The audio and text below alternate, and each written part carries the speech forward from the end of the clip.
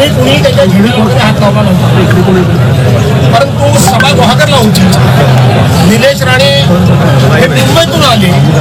वास्तविक पाहता त्यांनी दापोली मार्गे फेरी बोटीने डायरेक्ट गुहागरला जावं आणि तिथे सभा घ्यावी अशा प्रकारची अपेक्षित होतं.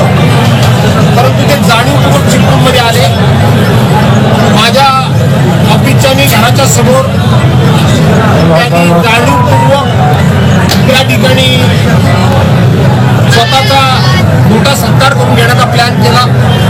मी पोलिसांना सांगितलं की जरूर सत्कार होऊ द्या, परंतु ऑफिसच्या समोर सत्कार करून या ठिकाणी कुठेही अनुचित प्रकार घडणार नाही याची तुम्ही काळजी घ्या.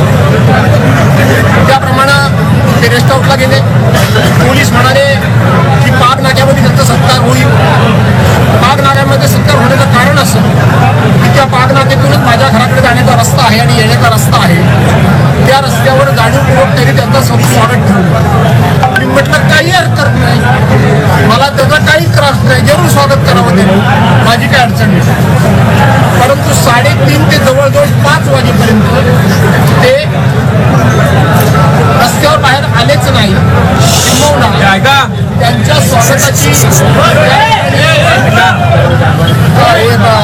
काय लावलं, हे लावलं, मशीन लावलं, क्रेन लावली होती.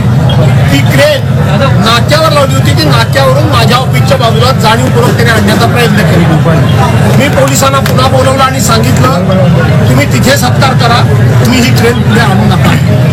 परंतु जवळजवळ 1 तासभर क्रेन त्यांनी जाणीवपूर्वक तिथे उभी करून ठेवली. मला कुठल्याही प्रकारचा त्रास नव्हता. परंतु तासानंतर मी दीड तास उलटून गेला होता.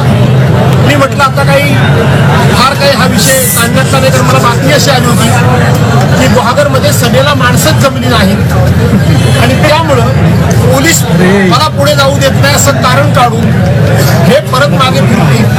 आणि म्हणून मी माझ्या लोकांना जाहीरपणे माहीतवर आव्हान केलं की आता सर्वांनी शांततेनं घरी जा आणि आम्ही हा विषय संपवला.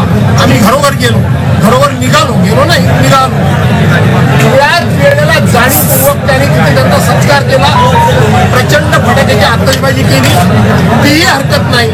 परंतु माझ्या बाजूला जवळजवळ 5 ते 10 हजार माणसं उभी होती आणि त्यांच्या बाजूला 100-200 माणसं पण नव्हती. ते रस्त्यावरून मुद्दामून चालत पुढे आले.